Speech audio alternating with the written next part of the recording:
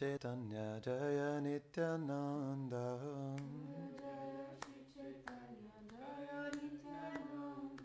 Jaya Jaya Shri Chaitanya Jaya Nityananda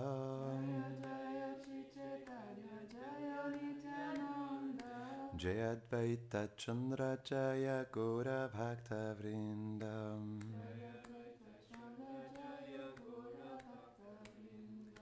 Jaya Advaita Chandra Jaya Gaura Bhakta Vrindam Jaya Jaya Shri Chaitanya Jaya Nityananda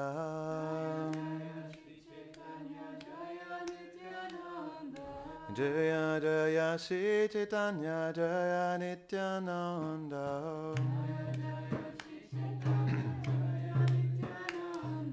Jaya Advaita Chandra Jaya Gaura Bhakta Vrinda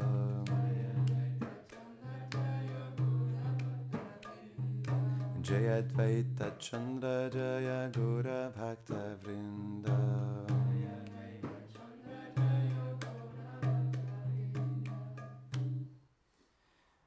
L'apparition transcendantale de Shri Advaita Acharya Ki, Advaita Saptami Ki. Donc pour honorer les gloires de Advaita Acharya, j'ai trouvé un verset du Shri Chaitanya Charitamrita dans le premier chapitre, verset 12. Mahavishnu Jagatkata Mayaya Srijatyadha Tasyavatara Evayam Advaita Acharya Ishvara. Traduction. Shri Advaita Acharya est la manifestation en ce monde de Mahavishnu, dont la fonction première est de créer la manifestation cosmique par l'entremise de Maya.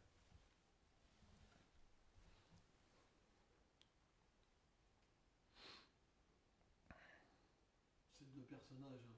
Pardon? C'est aussi Sadashiva. Oui, ouais, on va en parler un peu. En fait, il se manifeste plus en tant que Sadashiva dans ce divertissement que Mahavishnu.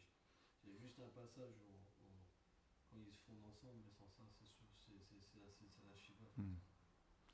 Donc pour ceux qui écoutent sur YouTube, donc Gurudev il expliquait que donc c'est deux personnes en une, c'est Sadashiva et Mahavishnu, mais dans la plupart des divertissements, c'est plus Sadashiva qui est présent en fait, dans la plupart des divertissements avec Chaitanya Mahaprabhu. Merci. Om Gyanati Mirandasya Gyananjara Sharakaya Chakshurun Miritam Jena Tasmai Shri Gurave Namaha Shri Chaitanya Mano Bhishtam Stapitam Jena Bhutale Swayam Rupa Kadamayam Dadati Svapadantikam He Krishna Karuna Sindho Dina Bandho Jagatpate Gopesha Gopika Kanta Radha Kanta Namosture Tapta Kanchana Gaurangi Radhe Brindavaneshwari Prishabhanu Sudevi Pranamami Hari Priye Vanshakalpatarubhyashcha Kripa Sindhubhya eva cha Patitanam Pavanebhyo Vaishnavebhyo Namo Namaha Jaya Shri Krishna Chaitanya Prabhu Nityananda Shri Advaita Gadadhara Shivasari Gaura Bhakta Vrinda Hare Krishna Krishna Krishna Hare Hare Hare Rama Rama Rama Hare Hare Namaham Vishnu Padaya Krishna Prishtaya Bhutale Shrimate Bhaktivedanta Swami Niti Namine Namaste Sarasvati Deve Gauravani Pracharine Nirveshesha Shunnavadi Pashtatare Shatarine.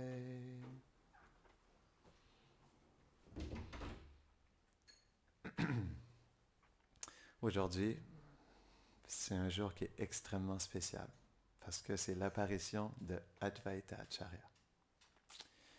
Et donc, pour découvrir un petit peu plus les gloires infinies de Advaita Acharya, parce que c'est décrit que même Brahma ne peut pas décrire toutes les gloires de Advaita Acharya. Donc, j'ai lu le Advaita Prakash. Jai Shri Nrsimha Bhagavan ki, Jai Shri Prahlad Maharaj ki, Jai. Donc, j'ai lu le Advaita Prakash et c'est une centaine de pages sur les gloires de Advaita Acharya. C'est vraiment merveilleux. Je vous invite tous à lire le Advaita Prakash. C'est un livre qui a été écrit par Ishana Gora, qui était là dans le temps de Mahaprabhu et d'Advaita Acharya. Donc, son histoire, elle est un peu partagée dans le livre Advaita Prakash, mais comme c'est quand même un gros livre, je n'ai pas eu le temps de me rendre jusqu'à ce chapitre. Et donc, les gloires de Advaita Acharya sont tellement merveilleuses. Il faut comprendre que le Panchatattva, c'est Krishna et ses associés les plus proches, mais qui viennent dans la forme la plus miséricordieuse. C'est intéressant. Il faut comprendre que, en fait, pourquoi Advaita Acharya est venu, c'est Sadashiva, non? Il discutait avec Yogamaya. Il discutait avec Yogamaya de la déchéance des âmes conditionnées. Et il était profondément attristé de voir cette déchéance.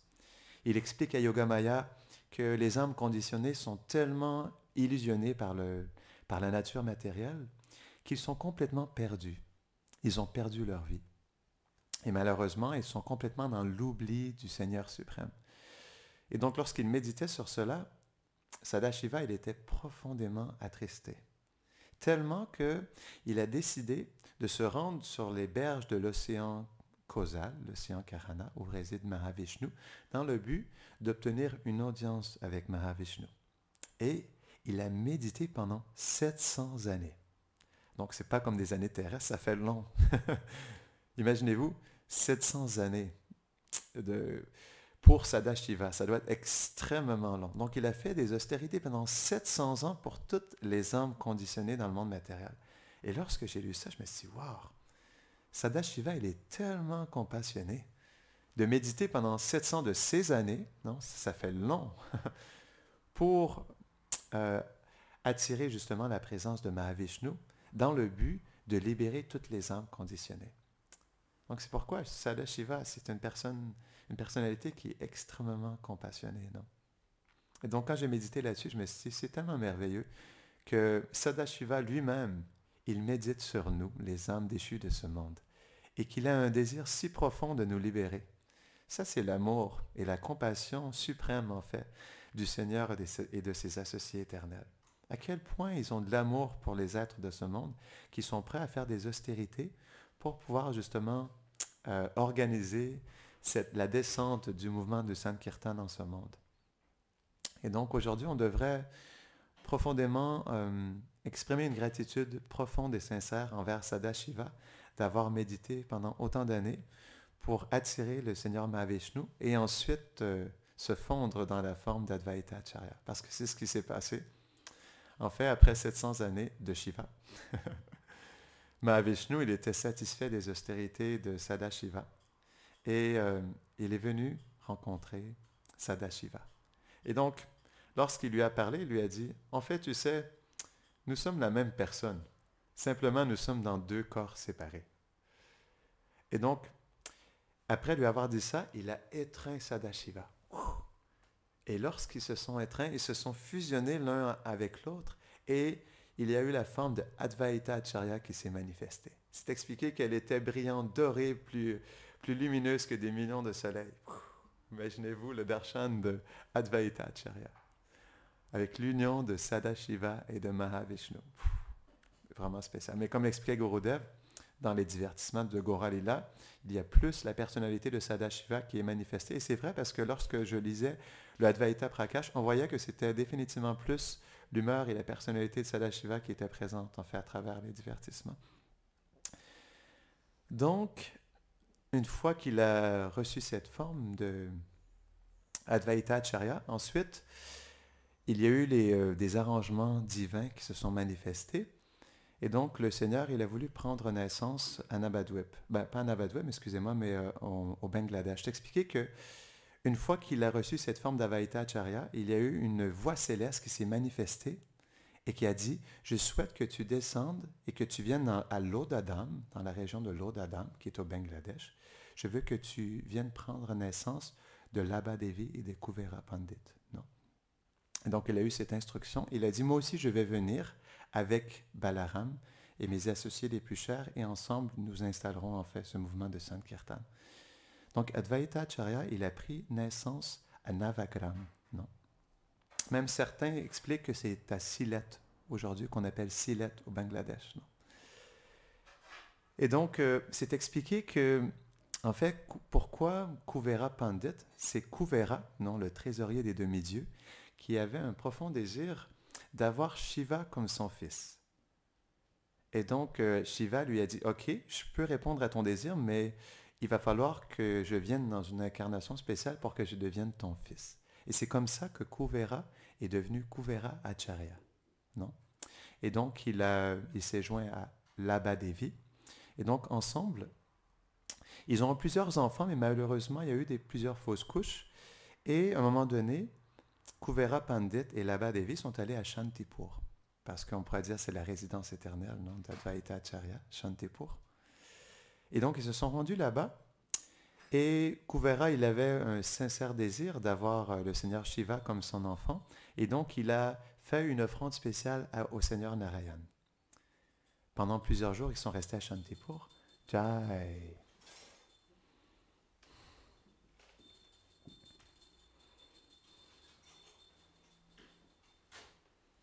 Et donc, après quelques jours, Kuvera Acharya, il a vu des symptômes de grossesse dans le corps de son épouse Labadevi. Donc, il a trouvé ça particulier. Ensuite, ils ont reçu une lettre du roi parce qu'il faut comprendre que Kuvera Acharya, il était un grand brahmana. Il était très respecté dans la région où il était. Il était tellement versé dans les Écritures qu'il était devenu le pandit du roi, qui s'appelait le roi Ganesh, si je me rappelle bien, Ganesha, qui s'était battu et qui avait conquis en fait le royaume de Lodadam et qui finalement s'est installé comme le nouveau roi. Donc il était le conseiller du roi. Et lorsqu'il est revenu, il y a un astrologue qui est venu pour annoncer justement la nouvelle venue de cet enfant. Et personne n'avait invité cet astrologue. Il est comme arrivé comme par hasard, non? Au beau milieu de nulle part. Et donc cet astrologue, il a prédit que l'enfant qui était dans le sein de Labadevi était un enfant divin et qu'il était expert dans le service de dévotion et qu'il allait enseigner le service de dévotion dans le monde entier. Non? Et donc, une fois que l'astrologue est parti, le roi, il a voulu retrouver l'astrologue. Il a cherché partout dans le royaume, mais aucune trace de l'astrologue. Et donc là, il a trouvé que c'était particulier. Il s'est dit, mais pourquoi il est venu comme ça? Et là, il a vu que c'était un signe particulier, non? Et donc, c'est expliqué que donc Advaita Acharya, il a pris naissance, et lorsqu'il est né, c'est expliqué qu'il était beau comme un lotus, non? C'est pourquoi l'astrologue lui a donné le nom Kamalaksha. Kamalaksha, c'est un nom de Krishna qui veut dire celui qui a les yeux pareils au lotus. Donc, c'est expliqué qu'Advaita Acharya, il était vraiment, vraiment beau. Il avait des yeux pareils comme le lotus.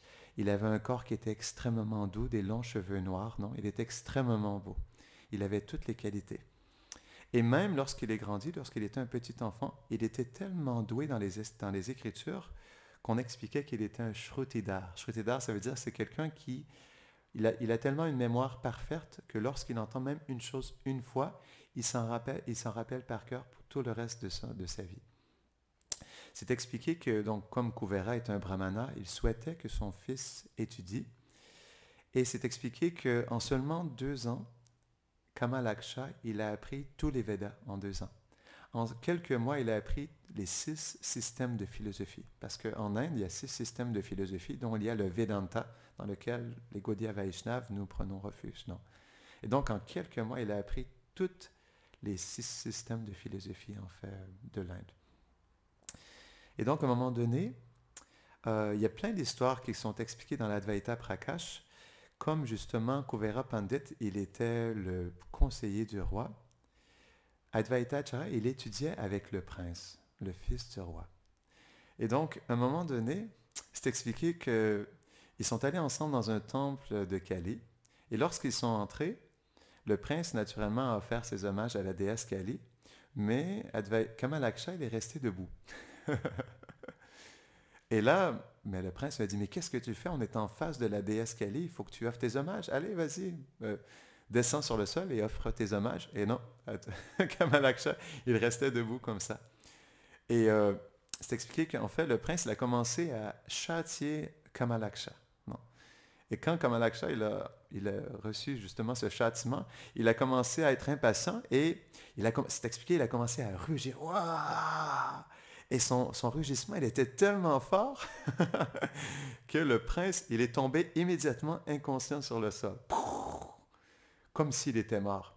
Et donc là, Kamalaksha, il avait ça, puis il a eu peur. Donc il s'est enfui. Il a quitté immédiatement les lieux pour se cacher dans une fourmilière. Non?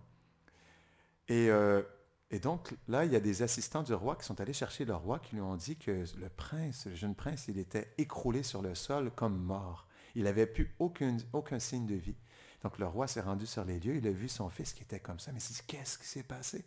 Et donc, il y a des serviteurs qui ont dit que, en fait, c'était Kamalaksha qui était avec lui. Et ils ont expliqué qu'est-ce qui s'était passé réellement. Donc, ils ont cherché partout. Le père de Kamalaksha, il a cherché partout. Et finalement, il a trouvé son fils caché dans une fourmilière. Donc, il l'a ramené auprès du roi. Et lorsque le roi il a revu Kamalaksha, il m'a dit, qu'est-ce que toi qui es un si grand brahmana, mais qu'est-ce que tu as fait? Pourquoi as-tu fait cela, non? Et donc, Kamalaksha, il a dit, non, non, non, ne t'en fais pas. Je vais juste aller chercher de l'eau qui a baigné les pieds du Seigneur, le Charanamrita, et je vais lui donner. Tu vas voir, ne t'en fais pas. Donc, il est allé chercher le Charanamrita. Il a posé quelques gouttes dans la bouche du prince évanoui. Et donc, immédiatement, il est revenu à sa conscience et il s'est réveillé.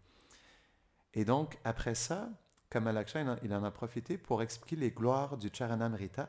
Il a expliqué que même Brahma et les demi-dieux n'arrivent pas à comprendre les gloires du Charanamrita. Même le fait de méditer sur l'eau qui a baigné les pieds pareils de lotus du Seigneur nous permet d'atteindre la libération. Que dire de recevoir ces gouttes, en fait, du Charanamrita. Donc là, il a glorifié, en fait, le Charanamrita. Il y a d'autres histoires aussi par rapport à la déesse Kali. C'est expliqué qu'à un moment donné, il y avait un festival de Kali, parce qu'on sait qu'au Bengale occidental et au Bangladesh, même encore aujourd'hui, le Durga Puja est un des plus gros festivals, non? L'adoration de Durga. Mais dans ce festival particulier, c'était un festival de Kali, Kali Puja. Et donc, ils étaient tous présents avec le roi, Kuvera Pandit avec son fils Kamalaksha. Donc, ils étaient assis dans l'assemblée. Donc, ils sont entrés dans le lieu où il y avait la déesse Kali. Donc, tout le monde a offert ses hommages, à part Kamalaksha, qui est resté debout. Et donc, encore une fois, là, c'était Kuvera, son père. Il lui a dit, mais qu'est-ce que tu fais? Pourquoi tu n'offres pas tes hommages? Et donc, en fait, Kamalaksha, il lui a dit, je ne peux offrir mon adoration qu'au Seigneur suprême, celui qui est la source de tous les avatars, de tous les demi-dieux. Et donc, le Seigneur suprême, non, il est ma déité adorable. Donc, c'est pourquoi je n'ai pas offert mes obéissances à Kali. Et donc là, il y a une argumentation entre Kuvera Pandit et son fils Kamalaksha, Advaita Acharya, non? Et donc, Kuvera me lui dit, non, mais ne comprends-tu pas l'importance d'adorer la déesse Kali? C'est la mère universelle. Si on l'adore, elle nous permet d'atteindre la libération. Et donc, Kamalaksha, il a exprimé quelque chose d'intéressant. Il a dit, mais en fait, nous ne devrions pas adorer une personne avec laquelle les gens accomplissent des sacrifices d'animaux dans le but de l'adorer. Donc, si c'est la mère universelle, alors pourquoi accepterait-elle des sacrifices de ses enfants? Si c'est la mère de tous les êtres vivants, alors pourquoi sacrifier ses enfants? Mais comme Kuvera était son père, dans la culture védique, on comprend que le père, il est considéré comme notre gourou. Donc, Kamalaksha lui a dit, comme tu es mon père, je respecte et je vais offrir mes hommages. Donc, c'est ce il a offert ses hommages, et dès qu'il a offert ses hommages, il y a la déité de Kali qui a explosé en morceaux. Et donc, wow, tout le monde a vu ce qui s'était passé. Puis c'est là qu'ils ont compris que que Kamalaksha n'était pas un être ordinaire, non. Et pourquoi ça s'est passé de la sorte? C'est que comme Kamalaksha, il est Sadashiva, non? Et que Kali ou Durga Devi, elle est l'épouse de Shiva. Donc naturellement, comme elle était son épouse, elle ne voulait pas, elle se sentait honteuse justement qu'il lui offre ses hommages de la sorte. Et c'est pourquoi justement elle a voulu disparaître, non? Donc c'est vraiment significatif, ça nous montre en fait la position de Advaita Acharya. Et donc c'est expliqué qu'à un moment donné, il a disparu. Donc après avoir étudié auprès du prince, non, avec le prince, Advaita Acharya, il a complètement disparu. Et ses parents, ils étaient tellement dans une intense séparation. C'est expliqué que sa mère, elle sentait tellement de séparation de son fils qu'elle se roulait sur le sol. Elle cherchait partout pour voir où était son fils, non? Les deux parents, ils étaient en extrême séparation de leur enfant parce que, donc, ils avaient comme enfant Sadashiva. Donc, naturellement, ils étaient en profonde séparation. Et donc, c'est expliqué que Kamalaksha, il était parti, tout simplement, il avait quitté le royaume et il était allé à Shantipur, non, pour aller étudier les textes sacrés. Donc, c'est à Shantipur qu'il a étudié les Védas aussi. Et à un moment donné, il y a eu, donc, Kuvera Pandit, il s'est endormi, il a fait un rêve. Et il a rêvé que son fils Kamalaksha, il résidait sur les berges du Gange et qu'à cet endroit, il étudiait d'un brahmana. Et donc, peu de temps après, il a reçu une lettre parce que Kamalaksha, il a envoyé une lettre par un serviteur pour rassurer ses parents qu'il était toujours en bonne santé, qu'il était situé à Shantipur et qu'il allait bientôt les retrouver, non? Et donc, c'est expliqué que lorsqu'ils ont reçu cette lettre, Labba Devi et Kuvera Pandit, ils étaient profondément soulagés.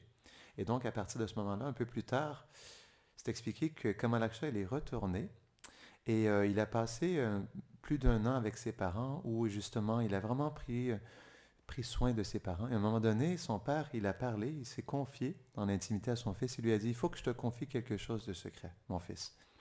Il lui a dit, tu sais, très bientôt, il va y avoir un aéronef de Vaikunta qui va venir me chercher moi et mon épouse et nous ramener à notre demeure éternelle. Et donc, Kamalaksha était surpris de ça. Et peu de temps après, c'est expliqué qu'il y a un aéronef qui est venu et qui est allé chercher les parents de Kamalaksha et qui les a rapportés en fait dans le monde transcendantal. Mais avant de partir, il a demandé à Kamalaksha, lui a dit, s'il te plaît, je te demande une dernière chose, va à Gaya et offre pour nous, non, pour notre bien, pour qu'on puisse recevoir cette miséricorde, va offrir tes hommages au Seigneur Vishnu à Gaya.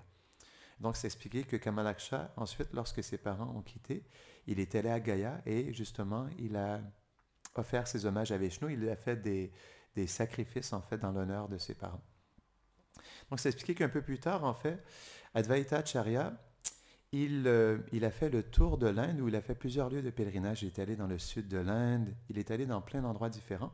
Il est même allé jusqu'à Mithila, où à un moment donné, lorsqu'il était dans la province de Mithila, dans la ville de Mithila, qui est le lieu de naissance de Sita Devi, il a entendu un brahmana qui chantait les gloires de Krishna avec une telle dévotion. Et donc, il a été profondément attiré par cette douce glorification de Krishna. Et il s'est approché et il a vu un brahmana, un pandit qui était assis en dessous d'un arbre banyan et qui chantait les gloires de Krishna. Et donc il a approché ce pandit et lui a dit, « Oh, mais d'où vient cette douce glorification? Qui est l'auteur de cette douce composition? » Et donc cette personnalité était Vidyapati, un grand poète qui était présent à ce moment-là. Et il lui a dit, « Je suis votre petit serviteur Vidyapati, c'est votre humble serviteur qui a écrit cette chanson. » C'est expliqué qu'après ça, Advaita Acharya, il chantait en fait cette composition de Vidyapati. Et donc, son pèlerinage l'a apporté jusqu'à Vrindavan.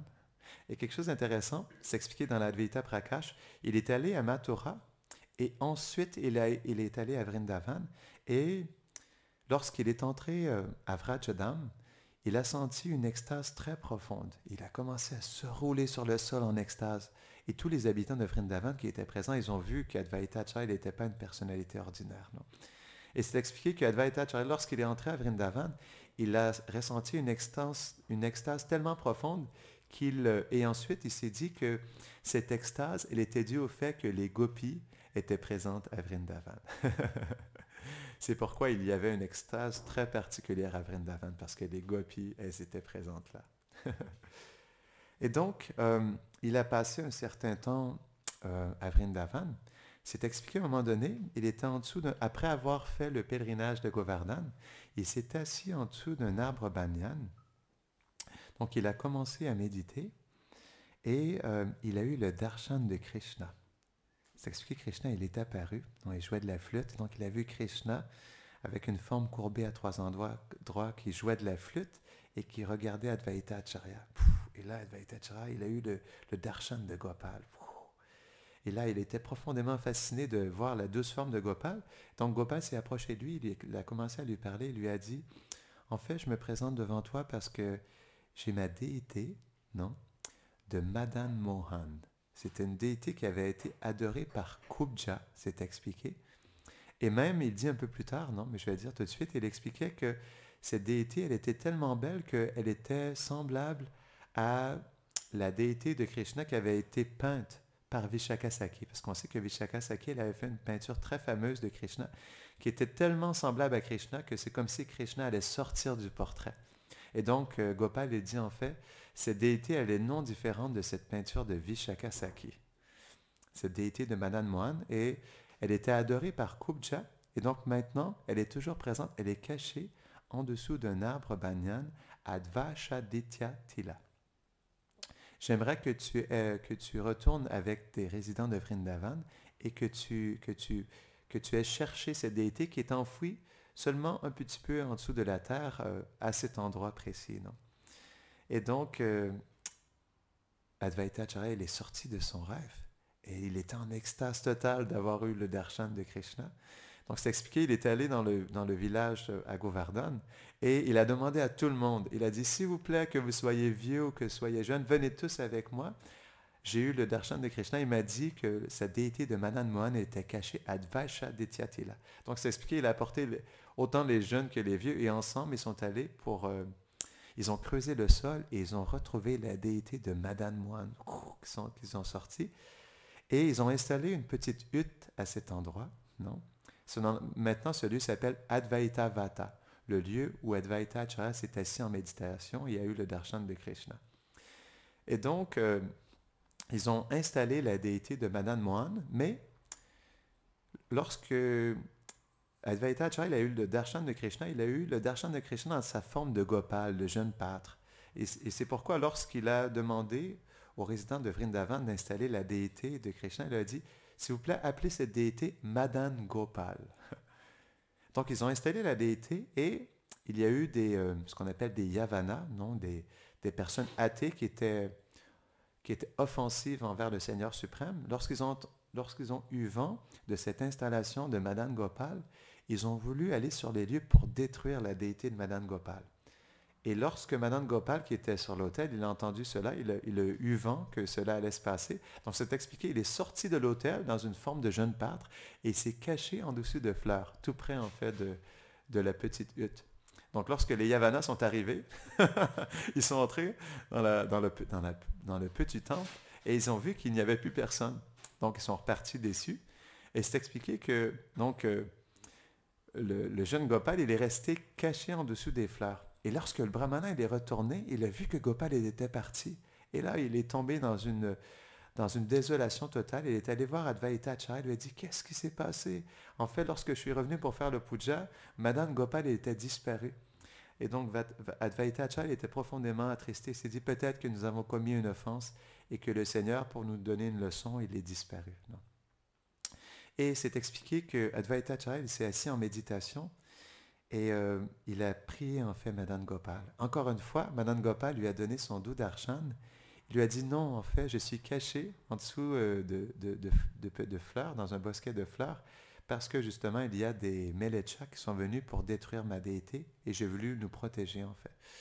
Et donc, il lui a dit, s'il te plaît, je te demande de prendre ma déité de Madan Gopal. Il y a une personne de Mathura qui s'appelle Chobe, non? Qui est un dévot très cher à mon cœur. Je souhaite que lorsqu'il viendra te rencontrer, je souhaite que tu lui donnes ma déité et que tu le laisses retourner à Mathura avec ma déité parce que je suis inquiet que d'autres personnes offensantes viennent à cet endroit pour détruire ma déité. Et ensuite, il lui a expliqué, en plus, il lui a dit, comme justement je t'avais expliqué que ma déité de Madan Mohan, de Madan Gopal, elle est non différente de la peinture de Vishakasaki, je te révèle un secret. Cette même peinture qui a été faite par les mains de Vishakasaki se trouve encore aujourd'hui dans la forêt de Nikunjavan. Et je souhaite que tu ailles la chercher, que tu l'amènes à Shantipur et que tu l'installes là-bas et que tu adores cette peinture pour libérer tous les êtres. Wow! Je me suis dit, wow, il y a 500 ans, Advaita Acharya, il a découvert cette peinture de Vishakasaki. Et donc, c'est expliqué qu'il est retourné à l'endroit. Chobe aussi avait reçu ce rêve et donc il est allé voir Advaita Acharya pour aller chercher la déité de Madan Gopal. Et c'est expliqué que Chobe, il était dans une dévotion très spéciale envers Krishna. Il adorait comme un pâtre et il était tellement proche de la déité que Krishna, il était comme un enfant dans la famille. Et l'adoration de Chobe, elle était très spontanée. C'est expliqué que même parfois, Chobe, il châtiait Gopal, non? Il le punissait. Et lorsque Sanatan Goswami, parce qu'on sait que Madan Mohan est la déité de Sanatan Goswami qu'il a installée à Vrindavan, non? Et lorsque Sanatan Goswami il est allé à Mathura, il a rencontré Chobe et il a eu le darshan de Madan Mohan. Et lorsqu'il a vu la manière dont Chobe il adorait Krishna, non, Madan Mohan, avec une telle spontanéité et simplicité, il a été quelque peu déçu. Il lui a dit, mais pourquoi l'adores-tu de la sorte? Et donc, il a eu un rêve de Madan Mohan qui lui a dit qu'il voulait que Sanatan Goswami l'apporte à Vrindavan pour qu'il l'installe en tant que Madan Mohan. Et finalement, Sanatan Goswami, il a pris cette déité et l'a ramené à Vrindavan. Non? Et donc, par la suite, un peu plus tard, Advaita Acharya, il est retourné à Shantipur. Et lorsqu'il habitait à Shantipur, on sait qu'il était le disciple de Madhavendra Puri, non? Il faut comprendre que Madhavendra Puri, il est les racines de l'arbre du pur amour de Dieu, non, du mouvement de Sankirtan. Krishna, il est le tronc. Advaita Acharya et Nityananda Prabhu sont tous les deux des deux autres troncs qui sont annexes justement au tronc de Chaitanya Mahaprabhu. Et donc, Madhavendra Puri, lorsqu'il a rencontré Advaita Acharya à Shantipur, il lui a donné des instructions très spéciales. Il lui a dit, je souhaite que tu deviennes un grihasta et que tu aies plein d'enfants et que tes enfants, ils répandent les gloires du Saint-Nom partout en fait en Inde. Il lui a dit en plus, je souhaite que tu fasses une peinture de Radharani comme tu as déjà la peinture de Vishakasaki. Je souhaite que tu prépares. Donc, je ne sais pas, dans les détails, je n'ai pas vu exactement si c'est Advaita Acharya qui a fait la peinture. Ça, c'est expliqué dans l'Advaita Prakash. Non, c'est pas lui. Il lui a demandé de faire faire une peinture. De faire une peinture, d'accord. OK. Après, c'est Madhavendra Puri qui l'a installé. OK, d'accord. Donc, c'est Madhavendra Puri qui a donné cette instruction. Ouais, d'accord. Donc, c'est ça, Madhavendra Prabhu, il a donné l'instruction, comme Gurudev l'explique, et aussi, il a demandé l'instruction à Advaita Acharya de faire, en fait, cette peinture de Radharani, et c'est Madhavendra Puri qui a installé cette déité. Donc, imaginez-vous, la peinture de Vishakasaki, Madhavendra Puri qui demande à Advaita Acharya de faire une peinture de Radharani pour qu'ils soient ensemble une déité de Radha Krishna. Et donc, en fait, Madhavendra Puri lui a expliqué que c'est par l'adoration de Radha Krishna qu'on développe le sentiment des gopis. Et donc, par le fait d'adorer ces deux peintures, tu montreras aussi aux autres l'importance d'adorer le couple divin. Tellement beau, hein? Les instructions de Madhavendra Puri. Donc, il avait dit que pendant 14 générations, sa famille serait pure, en fait. Donc, Gurudev explique qu'il a béni pendant 14 générations que sa famille resterait pure et qu'il n'acceptera jamais aucune offense des membres de sa famille. En fait, ça, c'est pour l'adoration de Madame Gopal. Il explique que ça, c'est pour l'adoration de Madan Gopal. En fait, Advaita Acharya, quand il a reçu cette instruction de déterrer cette déité, en fait, il a eu peur de faire des offenses. Et donc, ça lui a été dit, n'aie pas peur. En fait, pendant 14 générations, tu seras protégé comme ça. Il explique que Advaita Acharya, lorsqu'il a déterré la déité de Madan Gopal, il a eu peur de faire des offenses, justement, parce qu'il expliquait qu'il était inquiet, parce qu'il disait, si j'adore la déité, peut-être que ma famille ira en enfer si je fais des offenses. Et donc, c'est pourquoi, justement, Krishna lui a dit, comme Gurudev l'explique, ne t'en fais pas. Pendant 14 générations, tes membres, je n'accepterai jamais aucune offense de tous les membres de ta famille. Jai. Est-ce que tu voulais rajouter quelque chose, Gurudev? T'as pas expliqué que Advaita Acharya il avait rencontré Malavendra Puri pendant son pèlerinage. Est-ce que tu veux le partager? Et j'ai pas partagé l'histoire de ses reines, de ses épouses. Est-ce que tu veux partager l'histoire de ses épouses? Je peux le partager aussi.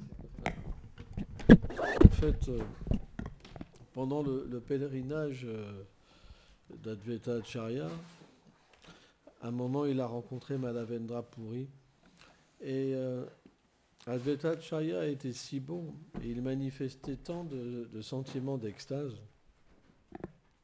que lorsque Malavendra Puri en fait l'a vu, il était tellement content. C'est tellement rare de rencontrer une telle personne. Et il lui a dit, en fait, tu n'es pas un être ordinaire. Mais Malavendra Puri était tellement puissant. C'était un arbre Kalpavriksha dans le monde transcendantal, et pas n'importe quel arbre, un arbre très particulier. Et il est venu, donc comme les racines, pour mettre en place tout le divertissement de Chaitanya Mahaprabhu et surtout pour enseigner les gloires du Madhurya Ras, les 12 sentiments en fait de Radha et Krishna. Et donc quand Advaita Chandra a vu Malavendra Puri, il a complètement fondu parce que Malavendra Puri était tellement élevé dans l'amour de Dieu. Et quand ils se sont rencontrés tous les deux, ils se sont étreints. C'est expliqué, Malavendra Puri, il a embrassé Advaita Acharya tellement qu'il était satisfait.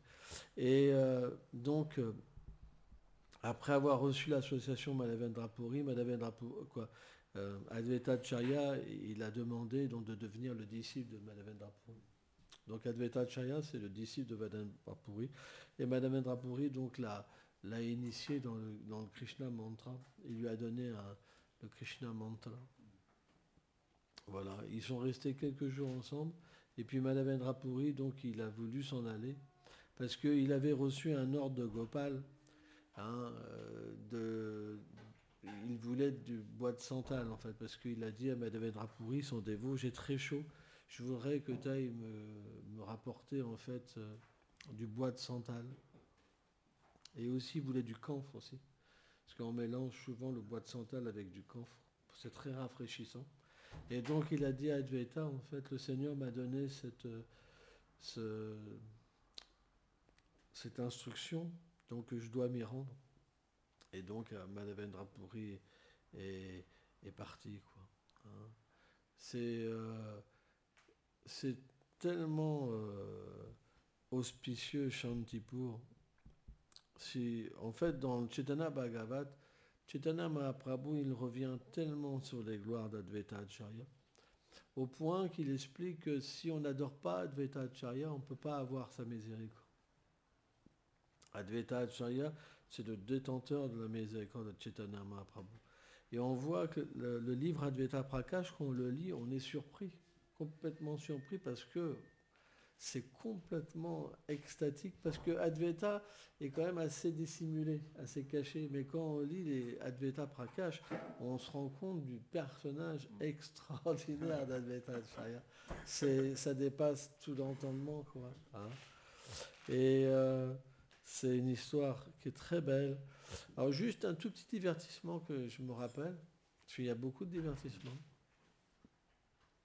En fait, il avait comme gourou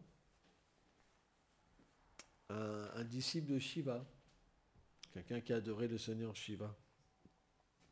Et quand son gourou l'a vu naturellement, puisque c'est un associé de Shiva, il est tombé complètement amoureux d'Advaita par ses qualités. Comme tu disais, c'était un Shrutidhar. Tout ce qu'il lui enseignait, il l'apprenait parfaitement, et même mieux que son professeur, quoi. Et un jour, il y a un très beau divertissement. Il y avait un espèce de lac, et il y avait un lotus merveilleux qui émanait un parfum merveilleux. Il était bleu avec du rose à l'intérieur. Et son gourou, il a été attiré par ce lotus, et il a fait comme ça un challenge. Il a dit, qui ira cueillir ce lotus, ce beau lotus, comme ça. Et là, tous les disciples, parce qu'il y a des serpents partout, des ronces partout, il dit, mais Gurudev, c'est impossible d'aller chercher ce beau lotus. Et là, Advaita Acharya dit, moi je vais y aller. Et là, le gourou, il a dit, ne dis pas fermement que tu peux y aller. Regarde la situation, c'est plein de serpents, c'est plein de ronces partout. Et en fait, Advaita, il y a été, il a cueilli avec grande dévotion le lotus et l'a offert au pied pareil de lotus de son gourou. Et c'est expliqué que même Advaita Acharya, il a donné le son darshan en fait à son gourou. Il lui a montré sa forme de Sadashiva. Il y a une autre histoire que je voulais partager, c'était la rencontre avec Advaita Chandra et ses deux épouses, Sita Devi et Shri Devi. C'est une rencontre qui est vraiment merveilleuse. C'est expliqué qu'Advaita Chandra, il était sur les berges du Gange, il se baignait justement avec ses associés. Et donc, il y a Nrsimha Bahudi, c'est ça, Nrsimha Bahudi, qui est le père en fait de ces deux jeunes filles, qui est venu. C'est expliqué lorsqu'il se baignait dans le Gange, il est apparu en fait avec ces deux jeunes filles dans un bateau. Et donc, il a rencontré Advaita Chandra. Et lorsqu'il a vu Advaita Chandra, il a été profondément attiré par la beauté d'Advaita Chandra. Il faut comprendre que Nrsimha Bahudi, ce n'est pas une personnalité ordinaire. Il est apparu de l'union de l'océan de lait et du roi des montagnes, quoi. Ouais, c'est ça, du roi des montagnes. Et donc, il y a une histoire particulière avec Sita Devi et Shri Devi. À un moment donné, il était dans le Narayanapura, c'est ça. Il habitait à Narayanapura avec son épouse qui s'appelait Narasinghi. Et donc, il appréciait faire une adoration spéciale à Narayan. Et il savait qu'il y avait un lac non loin avec des fleurs de lotus. Et juste du village où il habitait, il y avait une fragrance, un parfum extraordinaire qui venait jusqu'à lui. Et donc, il a été attiré par ce parfum. Il est allé dans le lac qui était rempli de fleurs de lotus. Et donc, il est entré dans le lac, il a commencé à cueillir des fleurs de lotus. Et parmi les fleurs de lotus, il y avait une fleur de lotus plus grande que les autres avec 100 pétales. Et il a été attiré par la fleur. Lorsqu'il est allé la voir, il a regardé à l'intérieur. Il y avait une petite fille, la grandeur d'un pouce, qui était brillante comme des millions de soleils. Donc, il s'est dit, mais qu'est-ce que cette petite fille si attirante fait là? Donc, il a décidé de la cueillir avec la grande fleur de lotus. Il l'a rapportée à son épouse et mystiquement, lorsqu'il est retourné à la maison, son épouse aussi a accouché d'un enfant qu'elle a appelé Shri. Donc, l'enfant, elle était déjà née. Et lorsqu'il a montré la fleur de lotus et la petite fille à Narasinghi, elle a été profondément fascinée de la beauté de ces deux jeunes filles. Et elle lui dit, j'espère qu'elle restera avec nous, ça sera notre plus grande miséricorde. Et dès que la petite fille, qu'ils ont appelée Sita Devi, elle s'est rapprochée de l'autre petite fille, et elle a grandi pour avoir la même taille que l'autre petite fille. Et c'est pourquoi ensuite, ils sont devenus comme des jumelles. Donc comme c'était quelque chose de tellement confidentiel, il disait à tout le monde que c'était deux jumelles qui étaient nées.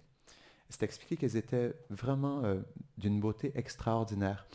Et dans le Advaita Prakash, c'est expliqué que Sita Devi, elle est Yogamaya, non? Et que Shri Devi, elle est une expansion de Yogamaya. Et c'est intéressant parce que Sadashiva, avant de venir, non, ici, il a discuté avec Yogamaya justement du fait de libérer les êtres et le Yogamaya est devenu son épouse et ensemble, justement, ils ont libéré les êtres. Donc c'est tellement un beau divertissement. Donc c'est expliqué qu'à un moment donné, ces deux jeunes filles, elles ont fait des choses extraordinaires. À un moment donné, Nrsimha Bahudi, il voulait aller à un festival de l'autre côté du Gange avec ses deux petites filles. Et donc, lorsqu'elle est arrivée sur les berges du Gange, le Gange, à ce moment-là, il y avait beaucoup de vent et le Gange, il était très puissant. Il semblait très difficile de traverser le Gange. Et donc, il a dit à ses petites filles, restez de ce côté-là, je vais traverser pour voir si c'est possible. Donc, il a traversé. Et les jeunes filles, comme elles étaient restées de l'autre côté, elles ont décidé par elles-mêmes de marcher. Elles ont commencé à marcher sur le Gange avec une si grande facilité et elles se sont déplacées de l'autre côté, en fait, de la berge du Gange. Et lorsque Nrsimha Bahudi a vu ces deux jeunes filles, mais il a dit, mais qui êtes-vous? Donc, elles ont accompli plein de divertissements extraordinaires. Et à un moment donné, Advaita Acharya, il était à Shantipur. Et c'est expliqué que juste avant le mariage, les deux jeunes filles sont venues, non? Parce que Nrsimha Bahudi, il a tellement été touché de la pureté et justement de la divinité d'Advaita Acharya, qu'il ne voyait aucun autre mari que lui pour ces jeunes filles. Et lorsqu'ils sont allés à Chandipur, il y a eu un divertissement très extraordinaire. C'est expliqué que tout s'est transformé en un merveilleux palais. Advaita Acharya s'est transformé en un roi majestueux. Et c'est expliqué que tout sentait comme la fleur de lotus. Il y avait un parfum extraordinaire dans le palais. Et c'est expliqué que, en fait, Shrivas Pandit, il est venu, Brahma Haridas Thakur est devenu son ministre. Donc, plein d'associés sont venus comme pour accompagner le roi. Et il y a eu un mariage extraordinaire, en fait, qui s'est manifesté. Shrivas Thakur, il a commencé à parler des gloires d'Advaita Acharya. Et donc, il expliquait à quel point Advaita Acharya était une personne extraordinaire, qu'il était non différent de la personne suprême. Et donc, c'est Shrivas Pandit qui a organisé le mariage de Advaita Acharya avec ses deux nouvelles épouses, en fait, Sita Devi et Shri Devi. Donc, il y a plein de divertissements extraordinaires. Il y a aussi un divertissement que je souhaite raconter où lorsque Advaita ou Kamalaksha, il était dans le ventre de sa mère, Labba Devi, elle a fait un rêve merveilleux. Elle a vu en fait Kamalaksha dans sa forme de Advaita Acharya, qui était vraiment, qui était en train de danser, de chanter, dans l'extase des noms de Krishna. Et donc elle a vu qu'il était brillant avec comme des millions de soleils. Et à un moment donné, elle a vu Yamaraj qui était attiré par cette forme de Advaita Acharya. Donc il est venu pour voir cette nouvelle forme qui s'était manifestée. Et lorsqu'il s'est rapproché, il a compris que c'était Sadashiva. Et donc il lui a dit, je suis tellement touché de te voir ici en présent dans cet univers, parce que seulement par ta présence, tu libéreras toutes les âmes conditionnées. Mais il lui a dit, mais si tu libères toutes les âmes, alors moi qui ai Yamaraj, comment pourrais-je faire mon travail? L'univers entier sera vide d'âmes conditionnées et je perdrai mon travail. Alors, s'il te plaît, protège-moi du danger de ne plus faire accomplir mon devoir. Et en fait, c'est expliqué à Advaita Acharya. Il a commencé à parler à Yamaraj, donc il lui a expliqué sa venue, pourquoi il voulait venir, non? Qu'il voulait libérer tous les êtres. Et il partage quelque chose de très beau. Il lui dit en fait, comme les âmes sont tellement déchues dans le Kali Yuga, parce qu'on sait que c'est en voyant le Kali Yuga qu'Advaita Acharya, il a été touché et il a eu envie de venir dans le monde matériel. Et c'est expliqué en fait Yamaraj, quand il a vu ça, Kamalaksha, il lui a dit, en fait, je ne vois aucun autre moyen pour libérer les êtres que leur donner le saint nom de Krishna. Et à travers le saint nom de Krishna, ils pourront recevoir Krishna Prema, l'amour le plus pur. Et donc, il lui a dit, c'est à travers la distribution du saint nom de Krishna que je pourrai libérer tous les êtres. Il lui a dit, ne t'en fais pas, même si je libère tous les êtres, il y aura toujours tout de même des athées et des offenseurs du Saint-Nom et du Seigneur suprême qui voudront rester dans ce monde. Donc tu auras quand même du travail, ne t'en fais pas. Non? Et donc, la Baladevi, elle a vu ça, puis elle a compris que l'être qui était dans son sein était un être extraordinaire. Non? Est-ce qu'on arrête ici? Donc on va arrêter ici. Advaita Acharya ki Jai.